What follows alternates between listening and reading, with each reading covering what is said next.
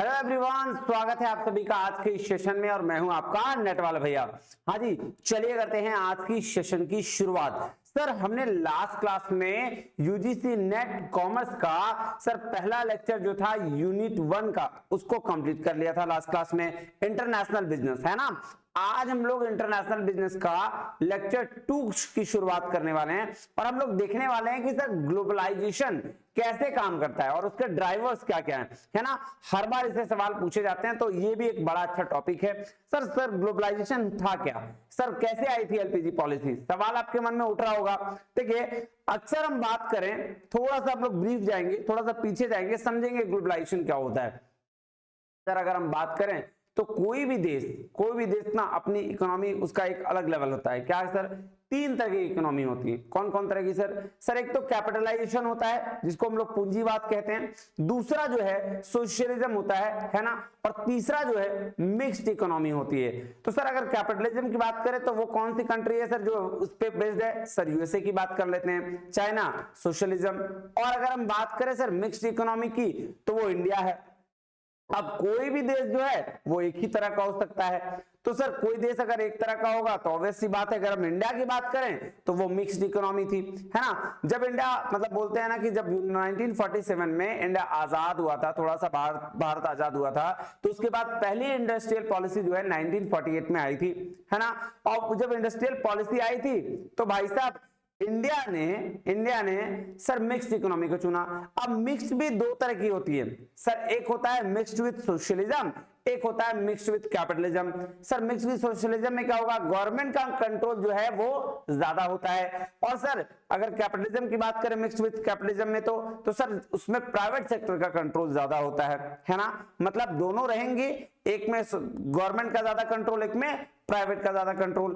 तो भाई साहब अब 1948 की अगर हम बात करें, जब इंडिया ने इंडस्ट्रियल पॉलिसी को अपनाया था तो मिक्स्ड विद सोशलिज्म को अपनाया था, है ना। मिक्स्ड विद सोशलिज्म मतलब जिसमें भारत में गवर्नमेंट का कंट्रोल क्या था, ज्यादा था, प्राइवेटाइजेशन थोड़ी कम थी, ठीक है। अब 1948 के बाद जब सारी पॉलिसी चली, बहुत सारी दिक्कतें, क्या अगर आपको लाइसेंस लेना है तो कई बार कितने प्रोसेस से होकर गुजरना पड़ता था, तो मतलब लिबरलाइजेशन चीजें नहीं थी, है ना। तो बात करते हैं जब इस इकोनॉमी ऐसे चली तो 1991 में, है ना, देश एक ऐसे सिचुएशन पे आ गया था जहां पे हमारे पास बहुत कम पैसे, बहुत कम चीजें बची हुई थी, है ना। तो अब उस समय भाई साहब बहुत दिक्कत आ गई। फाइनेंस मिनिस्टर मनमोहन सिंह, उन्होंने मतलब अब एक भाई साहब रिकमेंडेशन दिया, क्या क्या कि सर एक कमेटी तैयार करनी होगी, और वो कमेटी एम नरसिम्हम थे चेयरमैन उनके, और उनकी चेयरमैनशिप में कमेटी ने रिपोर्ट दिया कि भाई साहब ऐसे नहीं चलेगा, अब हमको ग्लोबलाइजेशन करना पड़ेगा, अब हमको वैश्वीकरण को अपनाना पड़ेगा, अब हमें ग्लोबलाइजेशन, लिबरलाइजेशन और प्राइवेटाइजेशन, इन तीनों पे ध्यान देना पड़ेगा। अब ये राष्ट्रीयकृत वाला जो दौर है ना, उसको खत्म करना पड़ेगा, ठीक है। तो जब एलपीजी इसी तरीके से ग्लोबलाइजेशन स्टार्ट हुआ, है ना, कि देश की स्थिति सुधरेगी, है ना, जब रोड ब्रेक होंगे, है ना, अपने लिमिट से बाहर जाएंगे तो व्यापार अच्छा होगा, व्यापार अच्छा होगा तो फॉरेन करेंसी अपने पास आएगी, फॉरेन करेंसी अपने पास आएगी तो कहीं ना कहीं कंट्री का ग्रोथ होगा और हम आगे बढ़ पाएंगे, है ना। इसी तरीके से ग्लोबलाइजेशन, प्राइवेटाइजेशन और क्या बोलते हैं इसको, ग्लोबल एलपीजी लिबरलाइजेशन की शुरुआत हुई, है ना, 1991 के बाद। तो आइए हम पहले उसको देखते हैं, समझते हैं ग्लोबलाइजेशन को, और उसके बाद हम उसके ड्राइवर्स की शुरुआत करेंगे, ठीक है। आइएगा जी, चलिए तो चलते हैं अपने क्लास में, आइएगा। अगर हम बात करें बेसिक इंफॉर्मेशन की तो क्या है बेसिक इंफॉर्मेशन, सर नेट वाला भैया का टेलीग्राम चैनल है, इसको ज्वाइन कर लीजिएगा। इसके साथ साथ आप अगर कोई दिक्कत आ रही है तो आप अपने व्हाट्सएप नंबर पे जो है दिया गया उस पर भी क्वेरी कर सकते हैं, है ना। और हमारा ऐप है, आप ऐप भी डाउनलोड कर सकते हैं। चलिए अब हम आते हैं थोड़ा सा, अब हम आ रहे हैं किस पे जी, हाँ अब हम आ रहे हैं ग्लोबलाइजेशन पे, ठीक है जी सर। तो हम ये इसको तो पढ़ेंगे डिटेल में, इसको हम बहुत डिटेल में पढ़ेंगे, टेंशन लेने की जरूरत नहीं है। उससे पहले ना आइए हम थोड़ा सा ग्लोबलाइजेशन को समझने की कोशिश करते हैं, जैसा कि अभी हमने आपको समझाया उसी को चीज को थोड़ा डेप्थ में समझते हैं। क्या कह रहा है ध्यान से देखिएगा कि कोई भी इकोनॉमी 3 तरह की होती थी, जैसा मैंने बताया, कैपिटलिज्म, सोशलिज्म और मिक्स्ड, है ना। अगर हम बात करें तो सर कैपिटलिज्म किसको बोला गया, जिसपे वो सिस्टम जिसपे ओन्ड या प्राइवेट पीपल का कंट्रोल ज्यादा है। सोशलिज्म किसको कहा गया, सर वो कंट्री जिसपे गवर्नमेंट का कंट्रोल ज्यादा हो सके, और ये वो कंट्री है मिक्स्ड वाले जहां पे दोनों का कंट्रोल है। अब मिक्स की अगर बात करें तो दोनों है, मिक्स विद सोशलिज्म भी और मिक्स विद कैपिटलिज्म भी। अगर कैपिटलिज्म की बात करें तो मतलब क्या हुआ कि सर ज्यादा प्राइवेट सेक्टर का हाथ है ना, गवर्नमेंट का कम, यानी कि कह सकते हैं 70% प्राइवेट तो 30% गवर्नमेंट, है ना। और यहां सोशलिज्म में क्या था सर, गवर्नमेंट का अगर 70% है तो 30% सर प्राइवेट। ठीक है, बात समझ में आ गई जी। अब कोई भी इकोनॉमी जो है क्या होगा, सिर्फ एक तरीके का होगा, कोई भी इकोनॉमी क्या होगा, सिर्फ एक तरीके का होगा, है ना। क्लियर है बात जी। तो अब या तो सोशलिज्म या कैपिटलिज्म या मिक्स्ड वाला। तो हम अपने बात करते हैं क्या, तो जब कोई इकोनॉमी अपने लिमिट्स को ब्रेक करना चाहती है तो वो अपने कंट्री के ट्रेड को क्या करती है, फ्री फ्लो कर देती है, ताकि पॉलिसीज इजी हो जाए ना, ताकि पॉलिसीज इजी कर लें। मैं आपको एग्जांपल के थ्रू समझाने की कोशिश करता हूं, आइए मैं आपको एक एग्जांपल के थ्रू समझाने की कोशिश करता हूं, है ना। आइए एक मिनट मैं ले लेता हूं पेज, है ना। आइए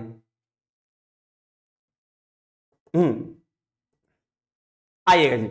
अब ध्यान से देखिएगा, ध्यान से देखिएगा। मान लीजिए ये मेरा लिमिट है, ये हमारा कंट्री है और इसका लिमिट है। अब हमने क्या किया, हमने अपने देश के अंदर सोच लिया कि अपने ही देश के अंदर जो है सारा का सारा बिजनेस करेंगे, सारा का सारा बिजनेस अपने देश के अंदर करेंगे, प्रोडक्शन भी अपने देश के अंदर, सारी अपने देश के अंदर होगी। बताना क्या आप लिमिट रह जाएंगे कि नहीं, क्या अपने देश के अंदर ही आप सीमित रह जाएंगे कि नहीं, बिल्कुल। लेकिन यही चीज हुआ था 1948 के अंदर, ठीक है। अब क्या हुआ सर, देखिए जैसे जैसे आप यहां से दरवाजे खोलेंगे, जैसे जैसे यहां से दरवाजे खोलेंगे तो भाई साहब क्या होगा, बाहर से अपॉर्चुनिटीज आएंगी, बाहर आपके देश का जो सामान है वो विदेश जाएगा, और विदेश जाने के बाद वहां से जो चीजें आएंगी, वहां से क्या आएंगी, फॉरेन की करेंसी। जब फॉरेन करेंसी आएगा तो हमारा क्या होगा सर, हमारे देश की इकोनॉमी बढ़ेगी, है ना। तो इसीलिए कहा कि भैया क्या अपना, इसीलिए क्या कहा, यहां पे ध्यान से देखिए, इसीलिए इसने क्या कहा, देखिएगा मैं आपको बताता हूं, आइए। हाँ, इसीलिए क्या कहा कि कोई भी कंपनी, कोई भी जो इकोनॉमी है अपने लिमिट्स को अगर ब्रेक करती है, मतलब लिमिट ब्रेक करने का मतलब अपने जो ज्योग्राफिकल एरिया है उससे बाहर निकलना, है ना। तो वो अपने कंट्री के ट्रेड को क्या करेगा, फ्री फ्लो करेगा, मतलब बोलेगा भैया व्यवसाय यहां करो, यहां से फॉरेन भी जाओ, फॉरेन से यहां भी आएगा सामान, है ना, यहां से फॉरेन भी जाएगा, फॉरेन से यहां भी आएगा सामान, ठीक है। और पॉलिसीज को इजी कर देता है, पॉलिसी मतलब रूल्स रेगुलेशन, है ना, उसको इजी कर देता है। तो इससे होता क्या है कि अपने कंट्री में फॉरेन करेंसी आने लगती है। अभी मैंने कहा कि फॉरेन करेंसी क्या हो गया, आने लगेगा, जिससे हमारा रिजर्व बढ़ेगा, फॉरेन करेंसी का रिजर्व बढ़ेगा, और इसे ही हम कहते हैं क्या, इकोनॉमी क्या होना, ग्लोबलाइज्ड होना। इसे क्या होता है कि इकोनॉमी हमारी क्या हो गई, ग्लोबलाइज्ड हो गई, हम वैश्वीकरण के पे आ गए, हमने अपने लिमिट्स को ब्रेक कर दिया, है ना, हम लिमिट से बाहर आ गए। अगर हम करेंगे कि सर इंडिया का इकोनॉमिक सिस्टम कैसा था, इंडिया का इकोनॉमिक सिस्टम कैसा था और अभी कैसा है ना, तो आइए हम उसको थोड़ा चर्चा में करते हैं। जैसा कि मैंने आपको बताया 1947 में हमारा देश आजाद हुआ और 1948 में इंडिया ने एक्सेप्ट किया मिक्स्ड विद सोशलिज्म, मतलब गवर्नमेंट का कंट्रोल ज्यादा रहेगा और सर प्राइवेट सेक्टर का कंट्रोल कम रहेगा। तो इसका मतलब क्या हुआ सर, पॉलिसीज रूल्स रेगुलेशन जो थे वो सारे कंट्रोल के गवर्नमेंट के हाथ में थे, और गवर्नमेंट इतना टाइट रेगुलेशन था कि बिजनेस करना बहुत आसान नहीं था, है ना। तो क्या हुआ सर, 1948 में पहली इंडस्ट्रियल पॉलिसी आई इंडिया की। अब चूंकि गवर्नमेंट का कंट्रोल ज्यादा था तो इसकी वजह से फॉरेन ट्रेड भी क्या था, कम हो गया, क्योंकि गवर्नमेंट बोलने लगा भैया पहले ही तो अंग्रेज लूट के लेके चल गया हमको, अब हम लूटने नहीं देंगे। तो उस समय का सोच ये था, है ना, उस समय का सोच ये था, और इसकी वजह से फॉरेन करेंसी का रिजर्व कम होता चला जाएगा। भाई साहब जब सामान बेचोगे ही नहीं विदेश में, पैसा आएगा कहां से, और पैसा आएगा नहीं तो फॉरेन करेंसी का रिजर्व बढ़ेगा कैसे, ठीक है। और फिर क्या हुआ, 23 जुलाई 1991 को इंडिया ने इकोनॉमिक रिफॉर्म्स की एक प्रोसेस लॉन्च की, बीओपी का क्राइसिस। देखो किसी भी देश की बैलेंस शीट क्या होती है sir, BOP, balance of payment बोलते हैं उसको, है ना। अब कंपनी की फाइनेंशियल पोजीशन कौन बताता है, बैलेंस शीट। तो अगर हम बात करें कि देश का फाइनेंशियल पोजीशन कौन बताएगा, तो बैलेंस ऑफ पेमेंट। तो बैलेंस ऑफ पेमेंट उस समय तक क्या हुआ, देश का हालत खराब, सब नेगेटिव में चला गया। तो उसको सही करने के लिए, है ना, उसके क्राइसिस को खत्म करने के लिए सर एक इकोनॉमिक रिफॉर्म्स किया गया, और इसका रिकमेंडेशन किसने दिया सर, नरसिम्हम कमेटी ने, है ना। इसका रिकमेंडेशन किसने दिया, नरसिम्हम कमेटी ने। अब और तब जाकर होल इकोनॉमी का स्ट्रक्चर चेंज हुआ, है ना, पूरी इकोनॉमी क्या हुई, बदल गई, और फिर तब हुआ मिक्स्ड विद कैपिटलिज्म। इसका मतलब क्या हुआ, सिर सारा का सारा इकोनॉमी जो है ओपन हो गया, है ना, इकोनॉमी ओपन हो गया, हमने ज्योग्राफिकल लिमिट्स को बढ़ा दिए अपने, ठीक है, और करेंसी रिजर्व क्या हो गया, फिर एक्सचेंज हो गया, भैया यहां से सामान जाने लगा, वहां से पैसा आने लगा, पैसा आने लगा तो भैया थोड़ा थोड़ा इकोनॉमी ग्लोबलाइज्ड हो गया, करेंसी रिजर्व बढ़ने लगा। और ग्लोबलाइजेशन की वजह से, ग्लोबलाइजेशन चूंकि भाई साहब क्या हुआ, हमारे देश से बाहर जाने लगे, व्यापार होने लगा, वैश्वीकरण होने लगी, तो उसकी वजह से लिबरलाइजेशन और प्राइवेटाइजेशन को भी बढ़ावा मिला। लिबरलाइजेशन मतलब पॉलिसीज कम हो गई, पॉलिसीज कम नहीं मतलब इजी हो गया रेगुलेशन, है ना, जल्दी लाइसेंस मिलने लग गए, ठीक है, और उसकी वजह से प्राइवेट सेक्टर्स को भी बढ़ावा मिलने लगा। और इससे इसी तरह से क्या हुआ, इसी इकोनॉमिक रिफॉर्म्स की वजह से एलपीजी पॉलिसी का उद्घाटन हुआ। एलपीजी पॉलिसी आ गया ना कि लिबरलाइजेशन, प्राइवेटाइजेशन और ग्लोबलाइजेशन, इन तीनों को ध्यान में रखेंगे तो हमारी क्या होगी, ग्लोबलाइजेशन तो अच्छी होगी सर, हमारा देश जो है वो तरक्की करेगा, इकोनॉमिक डेवलपमेंट होगा। क्लियर बात। तो ये एलपीजी पॉलिसी की वजह से सर ग्लोबलाइजेशन का बहुत बड़ा रोल है। आपको समझ में आ गया होगा कि सर ग्लोबलाइजेशन क्यों हुआ, है ना, ग्लोबलाइजेशन क्यों हुआ। अब हम चाहिए आइए अपने नोट्स पे चलते हैं। अब कहां चलते हैं, अपने नोट्स पे चलते हैं। आइए जो हमने हिंदी और इंग्लिश में रख रखा है आपके लिए, आइएगा। सर क्या कह रहा है, ग्लोबलाइजेशन क्या होता है, ग्लोबलाइजेशन क्या होता है, कह रहा है globalisation is the process by which businesses, economies, culture and population became increasingly interconnected and interdependent on a global scale। ध्यान समझिएगा, ध्यान से समझिएगा। कह रहा है वैश्वीकरण वह प्रक्रिया है जिसके द्वारा व्यवसाय, अर्थव्यवस्थाएं, संस्कृतियां, आबादी वैश्विक स्तर पर तेजी से एक दूसरे से जुड़ी और एक दूसरे पर निर्भर हो जाती हैं। 110% ना भाई, हम चाहेंगे कि जो सामान मेरे देश में ना बिक रहा है, जो देश में हमारा बहुत कम बिक रहा है, हो सकता है हम बाहर जाएं, हम बाहर मतलब देश से बाहर जाएं तो देश से बाहर भी वहां के लोग प्रोडक्ट खरीदे तो हमारा सामान वहां बिकेगा, वहां का पैसा हमारे पास आएगा, तो इकोनॉमी कहीं ना कहीं मजबूत हो गई ही 100%, है ना। तो कह रहा है this phenomenon is driven the cross border exchange of goods. क्या बोल रहा है, यह घटना वस्तुओं, सेवाओं, प्रौद्योगिकी, पूंजी, सूचना और लोगों के सीमा पार आदान प्रदान से प्रेरित है। सीधा सीधी बात बोल रहा है भाई कि ये सिचुएशन किसके लिए है, सर गुड्स का एक्सचेंज कर लीजिए, टेक्नोलॉजी का एक्सचेंज कर लीजिए, सर्विसेज का एक्सचेंज कर लीजिए, है ना, पीपल का इंफॉर्मेशन का एक्सचेंज कर लीजिए, ये सारी चीजों से रिलेटेड है ग्लोबलाइजेशन। क्लियर है। कह रहा है globalisation has led to the integration of market, market का मिलना, है ना, कि हमारे देश का मार्केट वहां का मार्केट के साथ क्या करे, मिल जाए, है ना।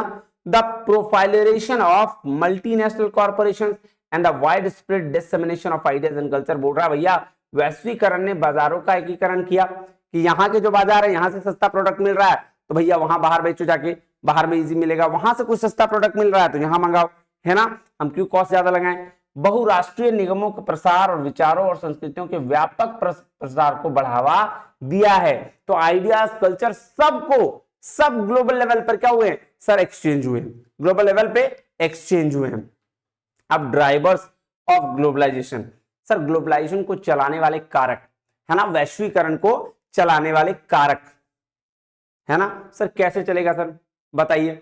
सर देखो एक बात बताओ, पहला है टेक्नोलॉजिकल एडवांसमेंट। अब देखो टेक्नोलॉजी इतनी अपडेट हो गई है ना, इतनी अपडेट हो गई है कि सर एक एक मेल से काम बन जा रहा है।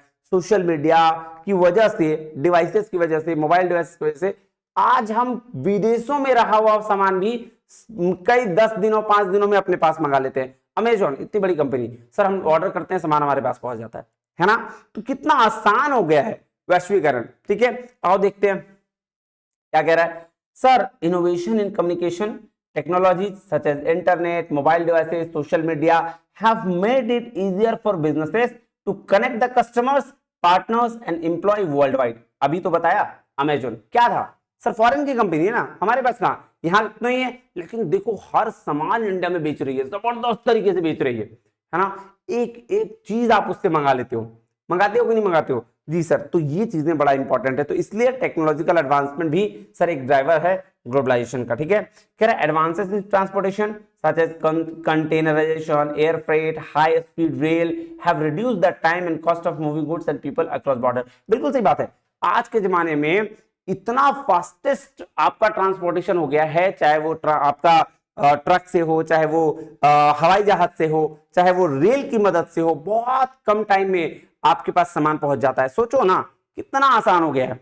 ठीक है, तो ये क्या है, टेक्नोलॉजिकल एडवांसेस है, और ये टेक्नोलॉजिकल एडवांसमेंट जो है वो ड्राइवर्स हैं ग्लोबलाइजेशन के। चलिए, लिबरलाइजेशन ऑफ ट्रेड पॉलिसीज।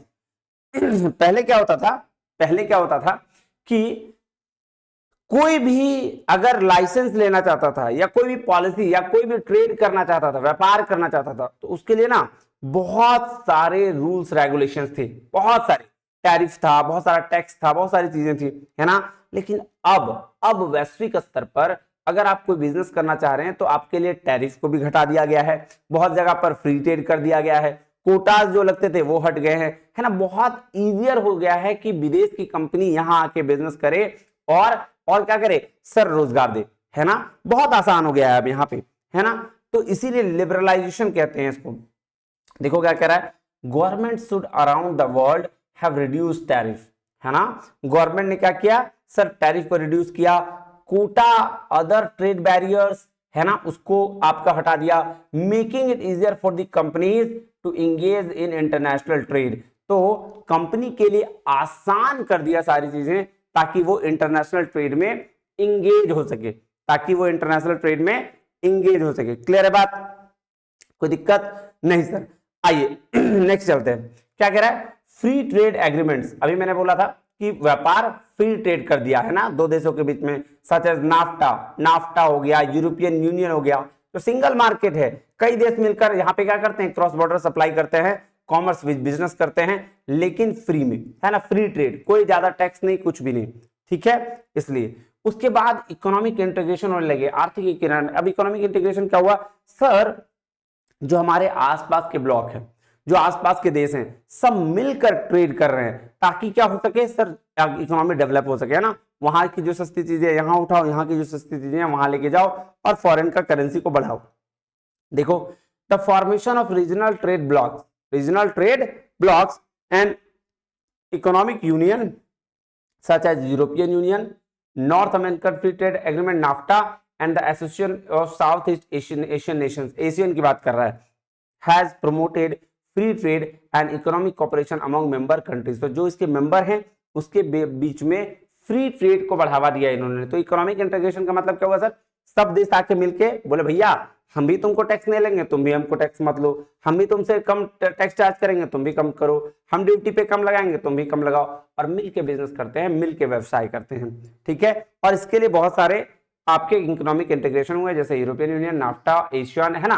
ये सारे क्या है सर, यूरोपियन सारे के सारे रीजनल ट्रेडिंग ब्लॉक्स हैं, रीजनल ट्रेडिंग ब्लॉक, है ना। आइए, मार्केट लिबरलाइजेशन हुआ है ना, बाजार में उदारीकरण आ गया है। ठीक है, कह रहा है, ध्यान दीजिएगा, कह रहा है मेनी कंट्रीज, है ना, many countries have embraced market oriented reforms including privatisation of state owned enterprise and deregulation, है ना, deregulation of industries and the opening of previously closed economies to the foreign investment and competition। ठीक है, तो क्या बोल रहा है भैया, बोल रहा कई देशों ने बाजार के उन्मुख सुधारों को अपनाया है ना, मार्केट के बेस पर क्या किया है, अपने उसमें रिफॉर्म्स किए, चेंजेस किए, है ना। कह रहा है जिसमें राज्य के स्वामित्व वाले उद्यमों का निजीकरण, है ना, जो राज्य के अंडर था उसका प्राइवेटाइजेशन। ठीक है, उद्योग का विनिमय, है ना, उद्योग का विनिमय, और पहले से बंद अर्थव्यवस्थाओं को विदेशी निवेश दिया जाने लगा। पहले से जो बंद अर्थव्यवस्था है उनको विदेशी निवेश मिला, और उसको प्रतिस्पर्धा के लिए, कंपटीशन के लिए खोलना चाहिए, है ना। कंपटीशन, हेल्दी कंपटीशन, जहां पे मोनोपोली ना आ जाए, जहां पे मोनोपोली ना आ जाए। एकाधिकार में बड़ा तो दिक्कत होता है, एक ही दुकान है तुम्हारे घर के आसपास भी तो भैया उसका रेट ज्यादा होगा, लेकिन 4-5 दुकानें तो रेट अच्छा होगा, तो हेल्दी कंपटीशन। ठीक है, चलिए उसके बाद है मल्टीनेशनल कॉर्पोरेशंस। तो एमएनसीज, बड़ी बड़ी कंपनियों का रोल बहुत ज्यादा है वैश्वीकरण के लिए, है ना। तो large multinational companies play a significant role in driving globalisation. तो ग्लोबलाइजेशन को ड्राइव करने के लिए मल्टीनेशनल कंपनी का बहुत बड़ा रोल है। कैसे, तो सर ऑपरेशन को एस्टेब्लिश करके, है ना, सप्लाई चेन को, डिस्ट्रीब्यूशन नेटवर्क को अलग अलग कंट्रीज में क्या करती हैं, ऑपरेट करती हैं, है ना, बहुत महत्वपूर्ण भूमिका निभाती है। एमएनसी इन्फ्लुएंस करता है ग्लोबल ट्रेड पैटर्न को, क्या करता है वो, ग्लोबल ट्रेड पैटर्न को इन्फ्लुएंस करता है। है ना, ग्लोबल ट्रेड पैटर्न को इन्फ्लुएंस करता है। कोई दिक्कत नहीं।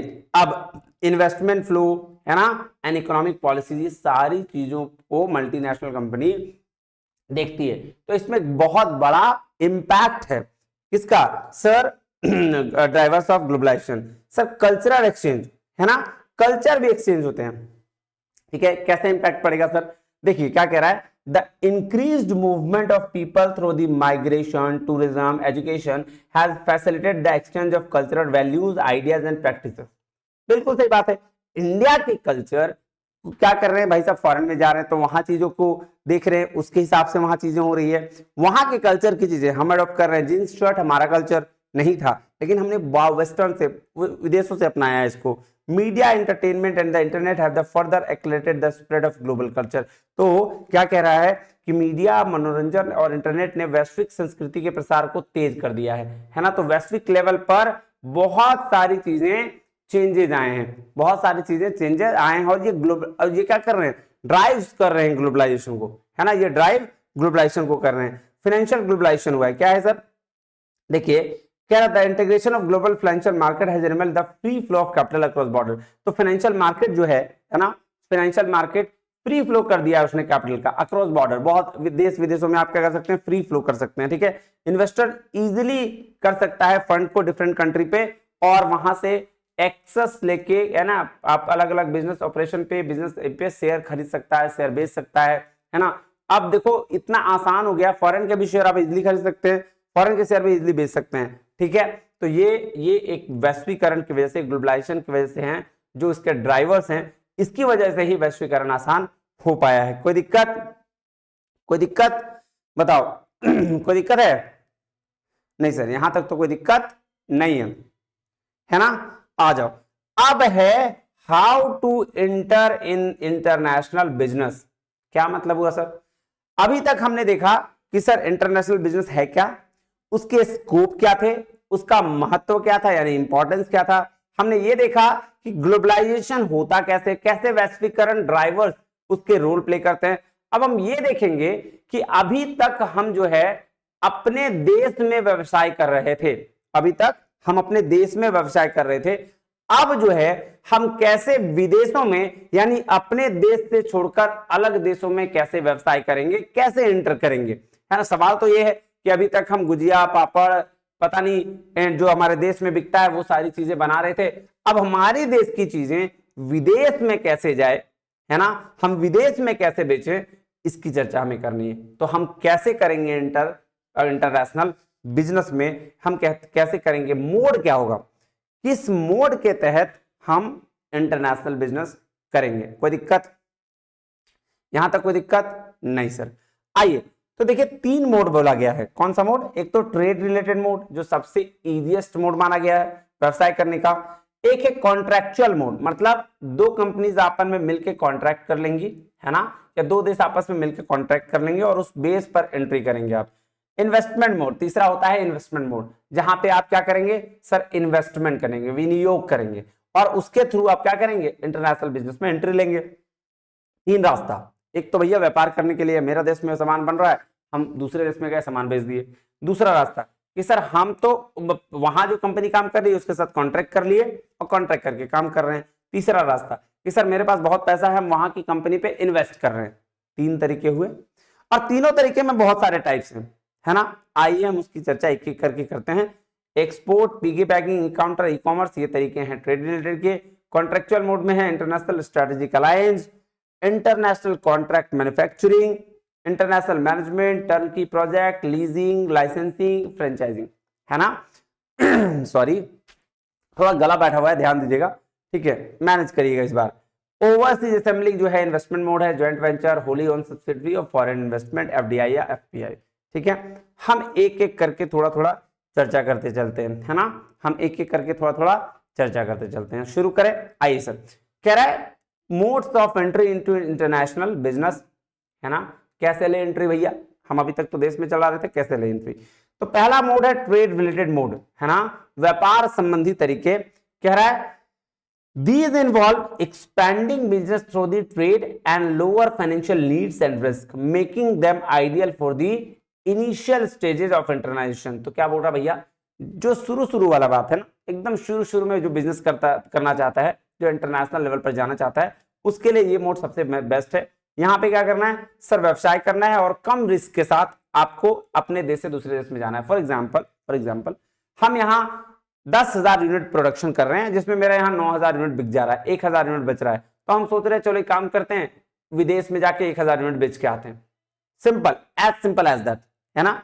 चले, कह रहा they offer flexibility and minimal commitment allowing firms to test foreign market before deeper investment. क्या बोल रहा है भाई साहब, ये फ्लेक्सिबिलिटी और मिनिमल कमिटमेंट को ऑफर करते हैं पहले, है ना, ताकि वो फॉरेन मार्केट को क्या कर सके, टेस्ट कर सकें, है ना। डीपर इन्वेस्टमेंट मतलब बहुत ज्यादा इन्वेस्टमेंट पहले ना करें। देखो ये वो मोड है, कहते हैं ना कि बहुत ज्यादा पैसा नहीं लगाएंगे, पहले हम चेक कर लेंगे मेरा प्रोडक्ट चल रहा है कि नहीं चल रहा है, फिर हम सोचेंगे वहां कंपनी बैठाना है, मैन्युफैक्चरिंग करना है, क्या करना है बाद में।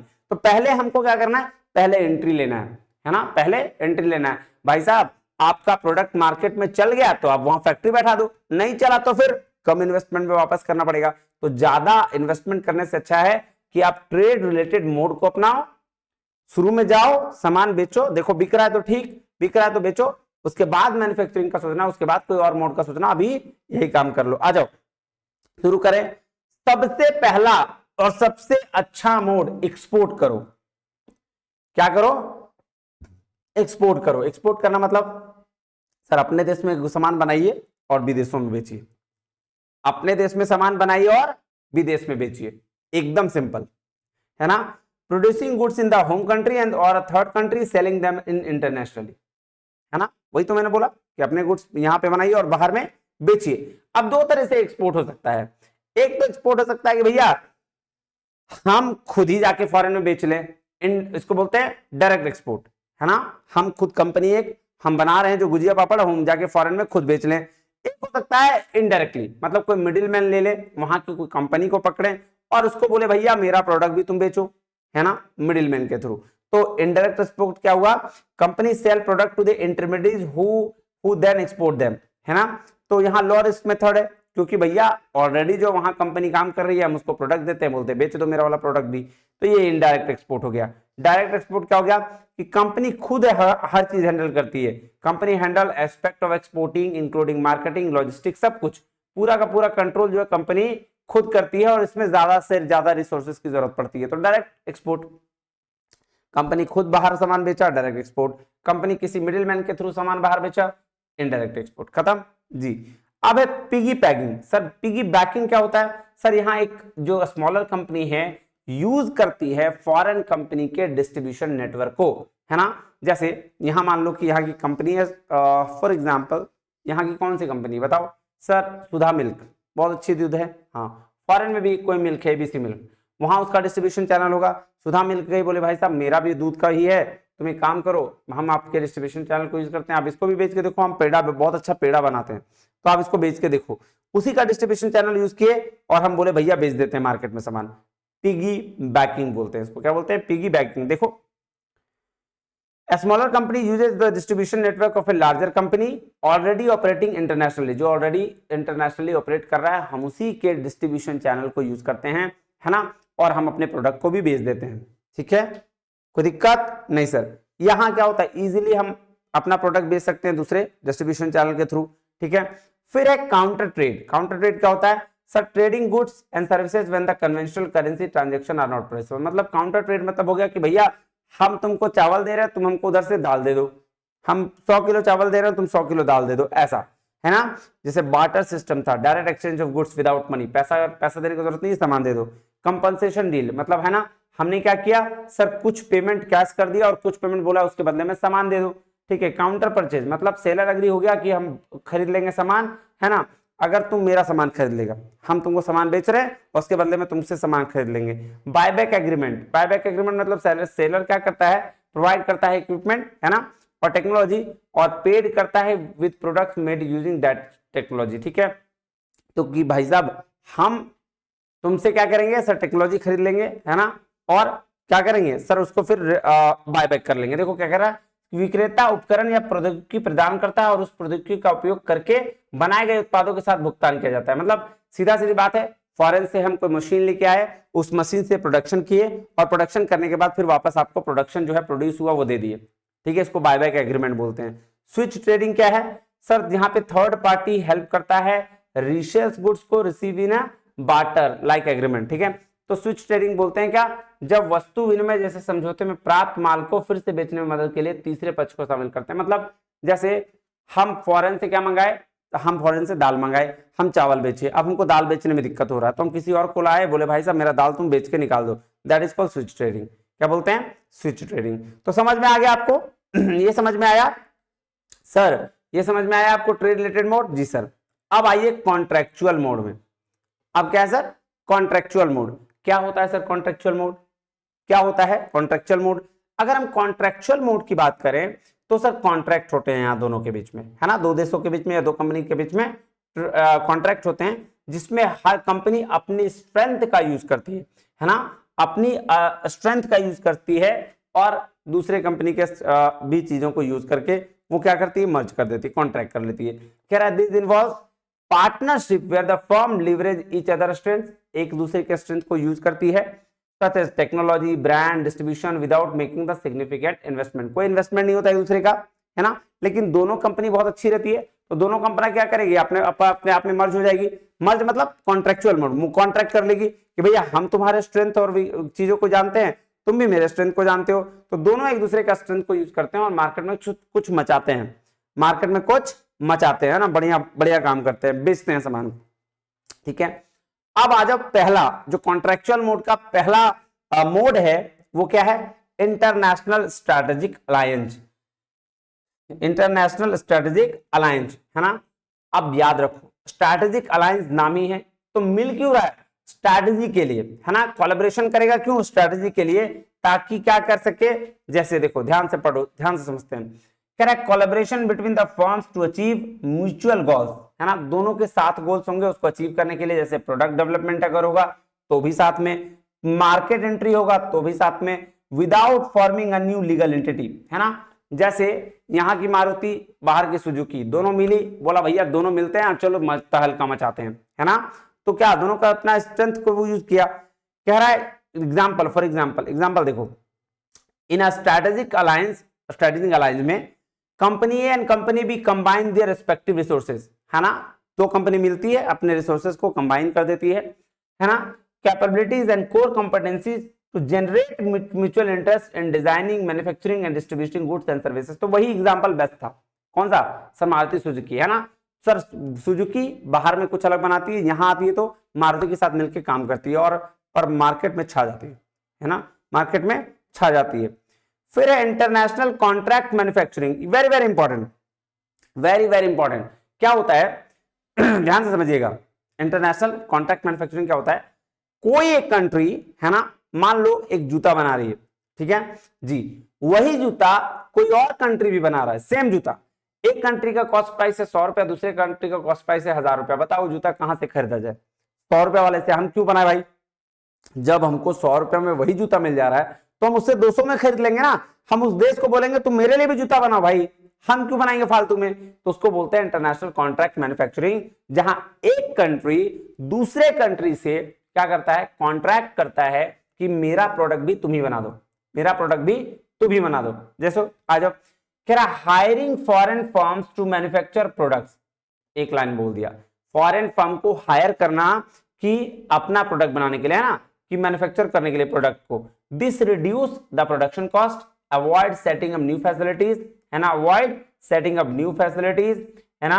फॉर एग्जांपल देखो क्या बोला, सीधा सीधी बोल रहा भाई साहब कि भैया हम जब तुम सस्ता में सामान बना सकते हो तो हम क्यों बनाएं, तुम मेरे लिए भी तो प्रोडक्ट बना दो, हम तुम्ही से खरीद लेंगे, है ना। क्या बोल रहा है देखो, कह रहा है Taiwan is a world leader in semiconductor manufacturing, है ना, ताइवान क्या वर्ल्ड लीडर है सेमीकंडक्टर मैन्युफैक्चर में। कह रहा है China produce 30% of the air condition, 24% of the washing machine and 16% of the refrigerator sold in US. तो यूएस में जो इतना सामान बिकता है उसका इतना परसेंट कौन बनाता है, China. Nike, leading international shoe brand, does not own a single production facility and gets its manufacturing done through the contract manufacturing throughout the world। तो Nike, ध्यान देखिएगा कितना बड़ा बात बोला कि Nike कितना बड़ा ब्रांड है भाई, बहुत बड़ा, लेकिन एक भी शू वो खुद का प्रोडक्शन नहीं करता है, क्या करता है सर? Contract manufacturing. दूसरे देश को देता है, बोलता है बना के हमको दो, हम बेचेंगे। उसका काम क्या है? सिर्फ बेचना। तो कॉन्ट्रैक्ट मैन्युफैक्चरिंग में क्या होता है सर? एक देश दूसरे देश की कंपनी को हायर कर लेती है अपने प्रोडक्ट्स का मैन्युफैक्चर करने के लिए। दैट्स इट, खत्म बात, प्रॉब्लम सॉल्व। आइए, international management contract, very very important. क्या है sir management contract?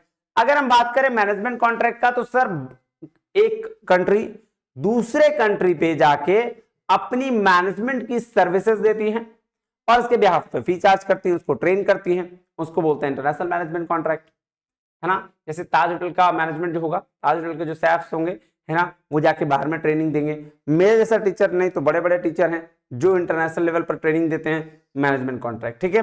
A firm provide management expertise to a foreign company in exchange of fee without owing any part of the business. Business को नहीं लेता कि management expert है वो, तो management से रिलेटेड ट्रेनिंग अगर आपके विदेश में जाके दिया और उसके बदले में फी लिया, इंटरनेशनल मैनेजमेंट कॉन्ट्रैक्ट।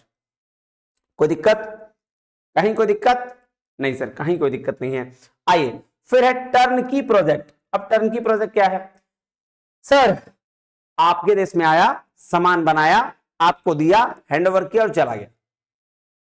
एग्जांपल देखें, आइए, करा form design and setup a facility in a foreign country, hands it over when fully operational. क्या बोला कि भैया एक फॉर्म डिजाइन करता है, सेट करता है सारा चीज फॉरेन कंट्री में और उसको हैंड ओवर करता है जब वो पूरी तरीके से ऑपरेशनल हो, चलाने लायक हो। एग्जांपल है ना, ट्रेन, मेट्रो ट्रेन, बाहर से आते हैं लोग, बनाते हैं, उसके बाद कंप्लीट हो जाता है, फिर उसको ट्रांसफर कर देते हैं। कह रहा है common in large infrastructure project, बड़े बड़े प्रोजेक्ट में ऐसा होता है।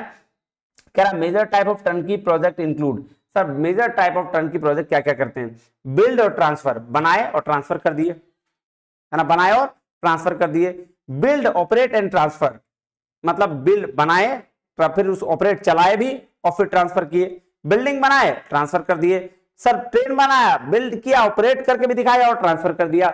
Build, operate and owned, BO, build, operate and owned, मतलब सर आपने देखा होगा रोड, है ना, टोल टैक्स लगता है, बनाते भी हैं, ऑपरेट भी चलाते भी हैं और अपना भी बना लेते हैं, फिर वहां से वो गवर्नमेंट को पे करते रहते हैं, ठीक है। तो ये तीन तरीके हैं टर्नकी प्रोजेक्ट के, जहां पे इंटरनेशनली लोग क्या करते हैं, अपना प्रोडक्ट बनाया, है ना, या फिर बड़ा बड़ा इन्वेस्टमेंट करा, फिर उसको बना के हैंड ओवर कर दिया जिसका दूसरे गवर्नमेंट के, जिसके हाथ में उसको, ठीक है। क्या कह रहा, number of engineering firms such as Engineers India Limited, Voltas Larsen and टर्बो Ircon International Limited, Balmer Lawrie company have carried out the several overseas project on the turnkey basis. तो ये सब बड़ी बड़ी कंपनियां जो आपने नाम देखा, वो सारे टर्न की बेसिस पे ही प्रोजेक्ट लेते हैं, बनाते हैं और उसको दे देते हैं, बनाते हैं और उसको दे देते हैं, ठीक है। अब है international leasing. Sir international leasing का क्या मतलब हुआ? लीजिंग का क्या मतलब हुआ सर? लीजिंग का मतलब हुआ जब लेसर लेसी को एसेट अपना देता है यूज करने के लिए, है ना, कि मेरा एसेट यूज करो, तुम काम कर लो, उसके बदले में रिलीज रेंट पे करेंगे। तो इंटरनेशनल लेवल पे भी यही चीज होता है कि in low income countries manufacturer often do not possess enough financial resources, manufacturer पास फाइनेंशियल रिसोर्सेज इनफ नहीं होता है और necessary foreign currency to pay equipment and machinery. तो a firm can expand its business by leasing out new and used equipment to manufacturing firm such countries में। तो देखो ध्यान दो, यहां भी यही होता है कि फॉरेन कंट्री में भी, है ना, क्या किया जाता है, लेसर जो है लेसी को, यानी कि एक कंट्री को देता है कि भैया तुम मेरा एसेट मशीन यूज करो, प्रोडक्शन करो और हमको उसके बदले में रेंट दे दो, है ना। यहां भी वही है, ownership of the property retains the leasing firm, जो ऑनर होगा वो क्या करेगा, लीजिंग फर्म को अपने हाथ में रखेगा, जिसको लेसर कहा जाता है। Through out the lease period, जितने दिन के लिए वो लीज पे दिया है उतने दिन के लिए। During the foreign based user lessee pay करता है लीजिंग फी। तो लीजिंग क्या होता है सर? लीजिंग एक तरीका है जहां लेसर आप एसेट का यूज करने का राइट उसको देता है और लेसी उसको यूज करने के बिहाफ पर फी पे करता है ना, उसको यूज करने के बिहाफ पर फी पे करता है, उसको क्या बोलेंगे सर? Sir international leasing. कोई दिक्कत नहीं सर, यहां तक तो कोई दिक्कत नहीं है। फिर है इंटरनेशनल लाइसेंसिंग।